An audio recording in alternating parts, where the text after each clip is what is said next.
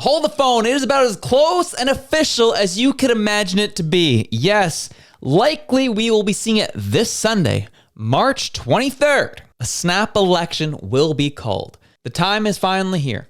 The time has come. The thing that we've been wanting for so long is finally here. But this is the thing about Canadian politics, folks, and the way things operate. When you want an election is not when you're going to get an election. And when you don't want the election is when you're going to get the election. That's how this works. It is all about opportunity and taking advantage of it. It's politics, baby. That's just how it goes. You can be upset by it, but it's just how the game is played.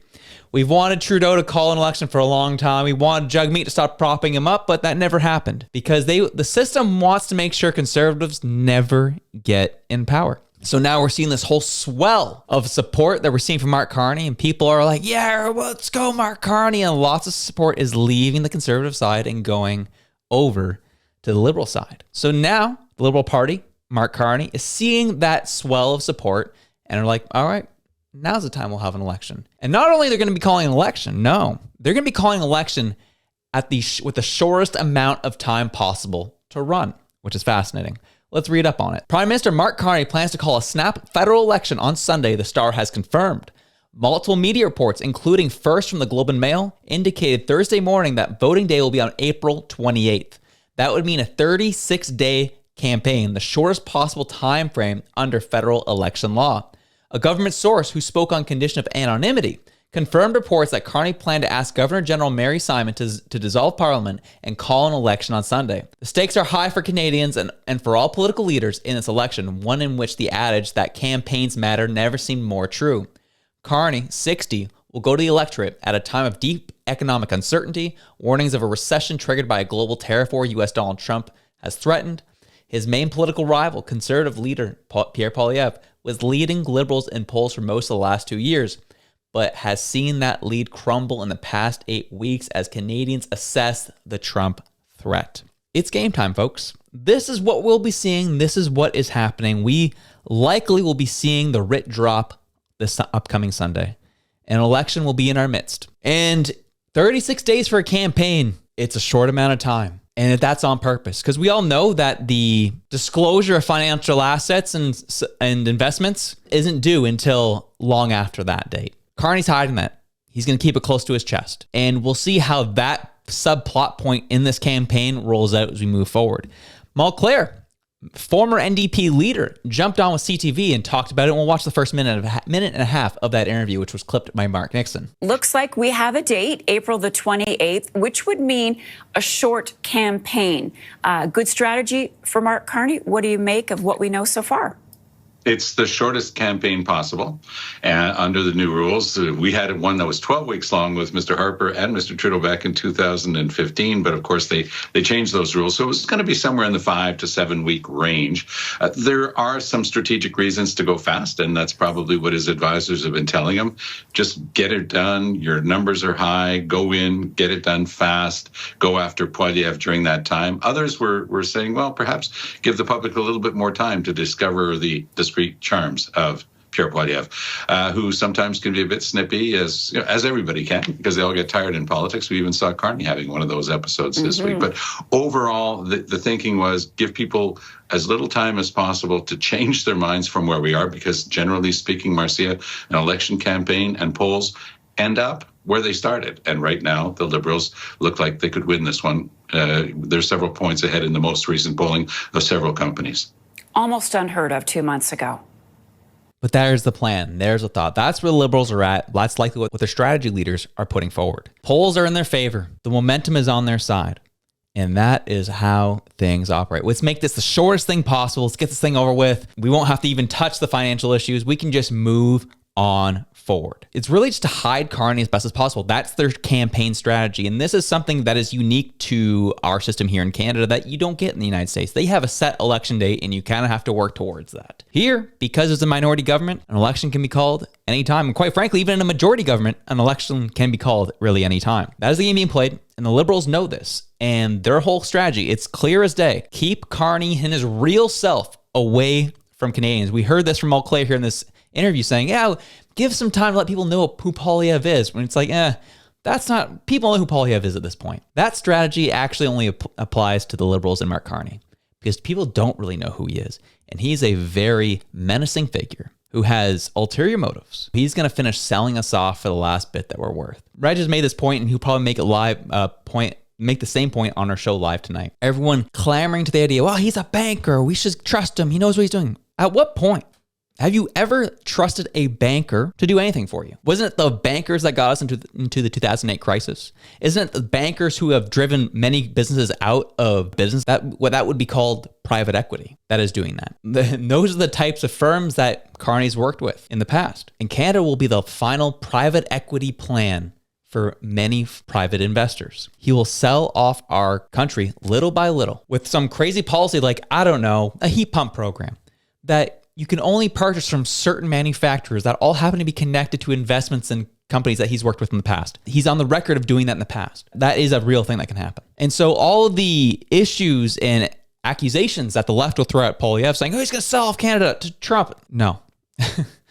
quite the opposite, actually. Trump doesn't want to go against Poilievre because Poilievre will actually stand up for our country and isn't going to be a pushover. Whereas Carney, very much a pushover and will get taken to the cleaners by someone like Trump. Not only that, is Carney's going to funnel our funds to these different companies or different special interests to sell off our country and who we are as Canadians. Again, he was a part of the party. He was the economic advisor of the same party that stripped national imagery off our passports, praised people who tore down statues in our country. He was a part of that party. And he's someone who cannot be trusted, yet people are falling for it. But this is going to be the interesting part as we move forward. What's going to be the strategy for Poilievre's team? Well, what they need to be doing is, first off, focus on their policies. And they have some good policies, which I'm looking forward to. And I need to see them push those more forward and as well as expand on some of those ideas. I think their ideas are the better platform. And there's very much policies that Poilievre's putting out that Carney can't even afford to say that he's going to do because it would go against the Liberal platform a little too much. One of which being opening up mines and laying pipelines. Carney will never touch that. That's actually a very positive approach and positive policy that a lot of Canadians actually do agree on. So that's stuff that they can highlight, make sure they move on. And the other is, as a sub point, now don't make it the point, but a sub point is, yes, Carney, please tell us about your financial interests. Please disclose your financial interests and any conflicts that may arise. We would be very interested to hear more about it and push that point with a gentle pressure relentlessly applied. Don't make that your whole campaign. Make it a sub point. And as well as Jagmeet Singh, the NDP, will help you out with it as well, as we see here. It's hard to say. I think Mark Carney's showing you that as well. He's showing that he doesn't like tough questions either. I mean, the fact that he's unwilling to answer questions, very legitimate questions about his conflict of interest. He's going to be the person that is running as one of the candidates for prime minister. Every other candidate for prime minister has to disclose very clearly their assets. It is an understandable thing for Canadians to be able to make a decision about who they want to govern the country, to know, do they have any conflict of interest? What are they? The fact that he's unwilling to do that shows you, again, a fear of accountability. Jagmeet Singh saying the right thing here. He's not wrong. Mark Carney gets very testy. We've seen on 2 or 3 different occasions now when his financial assets are brought up, he gets very defensive very quickly and say, I'm following all the rules, guys. Yeah. You have a veneer of following the rules. You're following the rules, but you're not being transparent, which are 2 very different things. We want to know because we all know we won't know what your financial interests are until after an election has taken place. So we want to know now what your financial conflicts are, if there are any. We need to know. But I'm following the rules. Shut up. We know what you're doing here. We're not playing politics. And I think it's a really important, a soft pressure to relentlessly apply throughout because we've seen with him. He is testy. He gets defensive. He's not going to like it. It's going to drive him nuts. And we have the Western Standard waiting out of a building Mark Carney was coming out of in Edmonton, doing the exact same thing, applying that pressure. Mr. Prime Minister, welcome to Edmonton. When are you going to reveal your assets to Canadians and talk about potential conflicts of interest? We greatly appreciate it. And again, that's just going to drive him nuts. It's going to drive him nuts. It's going to drive him nuts. And that pressure needs to continue to be applied because I legitimately just see how soft he is. That actually might cause him to break during an election campaign. He's never been through one of these before. That's why it also needs to be a little bit shorter for him because he can't handle the heat. And that is the thing. Yeah, people can say, oh, Pierre Poilievre, he's a lifetime politician, yada, yada, yada. Well, it's the point David Cochrane made on Power and Politics is like, yeah, he might be a lifetime politician, but he's a lifetime politician. He knows how this game's played. He can go days doing this. Mark Carney hasn't proven that he has that stamina. And so the questions like this that are actually hitting true points and causing issues of tension for him will be interesting. I almost feel like Pierre Poilievre need to deploy a strategy similar to this. And this is from a movie called Head of State with Chris Rock, who was the up-and-coming candidate. He was the people's candidate. And he was going against the establishment politician. The election was coming near, and the established politician was trying to run out the clock. I don't need to debate you. I don't need to talk to you. I'm just going to, we're just going to let the people vote. Let them understand, because the less they knew about him, the less the public knew about that candidate, the more likely they were going to vote for him. And that's why there's now we need to have a debate now so everyone can see what both of our ideas are. And this is the comedic approach that Chris Rock's campaign took to that character in this movie, Head of State. Watch this. Haven't endorsed Lewis yet. Our numbers are creeping back up. But if we want a real shot at this thing, we gotta get Lewis to debate. Well, he knows that. That's why he won't debate me. The guy's avoiding me like he owes me child support. The man is scared, man. He's holding the ball, hoping the clock will run out. That's a punk move. Dunking in hand like a little bitch. Well, that may be, but he's not gonna debate you because you call him a little bitch.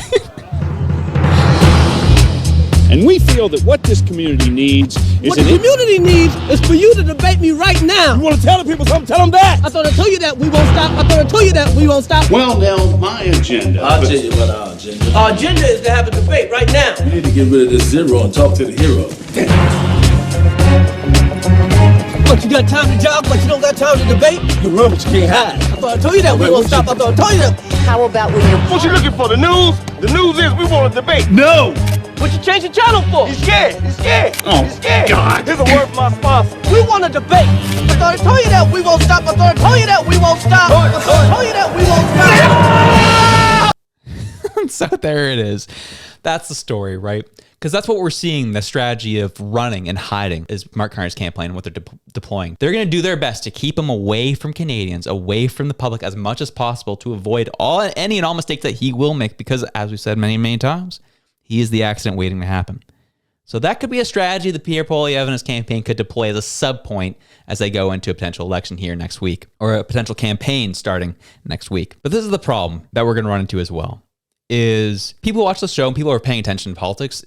Decision's pretty obvious to us. Mark Carney doesn't have Canadians' interests. Matt Hart, he hasn't been in the country. Word on the street that he's revoked his other citizenships. Again, I don't know how official that is. I've heard that. But this man hasn't been here, doesn't understand how things work here, claims he knows what he's going to do and knows how he's going to get Canada back on track, even though he's been the mastermind behind all the economic policies for the past 4 years. People don't know that. And when I go on TikTok and I see posts like this is kind of the misinformation people believe and what we're going to be battling through this election. Oh, he has a blank trust. Oh, he's hiding things. And what?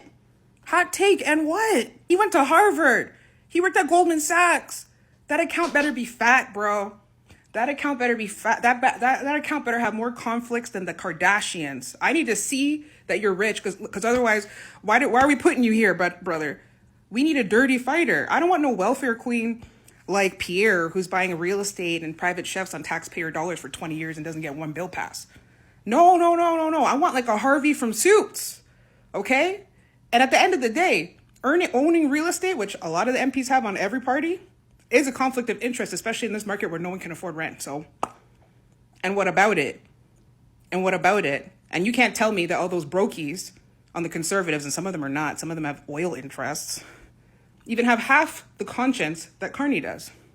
So yeah, I hope there's a lot of money in that blind trust. I don't care if there's conflict of interest. I want to see, okay, he can fight dirty. Okay, so when he goes into office with Putin and when he goes into office with Trump, he's going to snatch their wallet and leave. They're not even going to notice.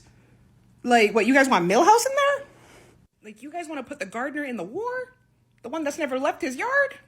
Or do you guys want to we got a warrior right here in the garden chilling. He's already experienced. He's already been out there. He's already run game. You want to put the gardener out there with a shovel? No, not me. This is the reality, and this is the narrative that we're going to be combating as we go into an election. People actually believe that Carney is a warrior, that he is tested. He's not. She's right about one thing. He does snatch wallets. He's snatching our wallets and has completely and utterly leveraged his positions in power at various points to snatch tax dollars away from Canadians. He's been on record doing that. But look at this, right? We have 18,000 likes. This is not anything to sneeze at. Over 1,000 comments. And look, everyone agrees. Look at the comments. We're looking for a man in finance with a trust fund, baby, with almost 2,000 likes. He didn't just go to Harvard. He got a master's and PhD at Oxford University. He's a PM, Dr. Carney. Cons made fun of Trudeau for being a teacher, and then he comes over a qualified genius who gave up his high-paying job to lead our country, and they're mad he checks notes is too successful. These are the long comments. There's very few that are actually in disagreement with this woman. They all agree that this is the way to go, and these likely are city slickers who are in this country. But this is the liberal voter. These are the people who are typically low information voters and will believe what they hear. Oh, a guy is a banker. Great. Works for me. Don't really care about the policies. Nah, just heard on TV he knows stuff about money. So works. Let's do it. This is the battle. This is what's going to happen. We'll see how it all transpires. But we'll see you live tonight, 8 p.m. Eastern, for our weekly live stream here on YouTube. We'll see you then. Have yourselves a good one. I'm out.